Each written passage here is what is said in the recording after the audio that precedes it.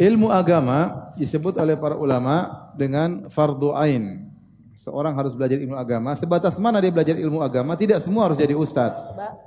Tidak semua harus tampil di podium untuk ceramah. Tidak semua orang harus komentar masalah agama. Ya. Makanya Allah mengatakan fas'alu ahla dzikri in kuntum la ta'lamun. Bertanyalah kepada orang yang berilmu kalau kalian tidak mengetahui. Ayat ini mengisyaratkan manusia ada dua model.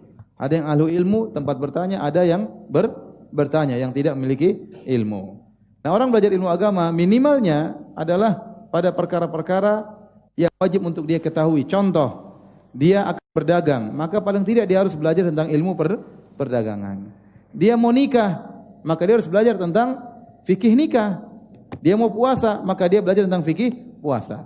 Kalau dia mau haji, dia belajar tentang fikih haji agar dia hanya tidak ikut-ikutan. Ya. Kalau dia mau cerai, dia harus belajar fikih cerai. Betapa banyak orang nikah tidak belajar fikih cerai, akhirnya cerainya ngawur. Belum belajar fikih cerai sudah belajar fikih poligami. Jadi kita harus belajar pada perkara yang akan kita kerjakan. Itu hukumnya wajib. Hukumnya wajib. Para dokter yang kemudian menjalankan operasi dan lainnya, dia harus belajar tentang fikih medis. Dia harus belajar. Sehingga dia tatkala bekerja di atas ilmu. Tidak semua harus kita pelajari.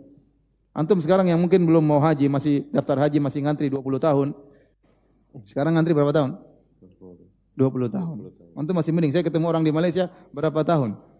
Dulu saya dengar 50 tahun. Kemarin saya ketemu terakhir haji kemarin 100 sekian tahun ngantrinya. Masya Allah. Jadi sebelum lahir daftar dulu. Akte belum lahir daftar.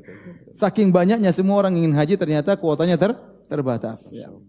Jadi mau saya tidak semua ilmu harus kita pelajari. Kalau bertanya ilmu mana lebih bagus, belajar ilmu dunia atau agama? Jelas ilmu agama. Jelas ilmu agama yang mendekatkan kita kepada Allah, yang menjauhkan kita dari neraka jahanam, tentu lebih baik. Tapi apakah kita mengkerdilkan, mengecilkan ilmu dunia? Jawabannya tidak. Ilmu dunia fardu kifayah. Fardu kifayah. Jadi dokter itu penting. Kalau dokter kurang susah, karena kita kaum muslimin butuh dengan apa? Dokter. Ada ilmu mungkin wajib bagi dia fardu ain. Ada ilmu yang luar biasa di luar negeri misalnya, tidak semua orang bisa belajar, maka wajib bagi dia untuk belajar. Maka tatkala itu dia dapat pahala. Tetapi bedanya ilmu dunia dengan ilmu agama apa? Ilmu agama, seorang belajar ilmu agama langsung dapat pahala. Ilmu dunia tergantung niatnya apa. Apakah semua orang jadi dokter dapat pahala? Jawabannya tidak. Kalau ternyata dia jadi dokter, belajarnya setengah mati, hanya sekedar untuk memperkaya dirinya saja, dia hanya dapat dunia, tidak dapat pahala. Tapi kalau dia jadi dokter dengan niat saya ingin membantu kaum muslimin, benar saya juga mengambil tarif dari mereka, tapi saya membantu kaum muslimin kalau ada yang susah saya kurangi tarifnya, maka ini yang dapat pahala. Ya. Karena ilmu dunia itu dia tidak berpahala pada zatnya, tapi tergantung buat apa.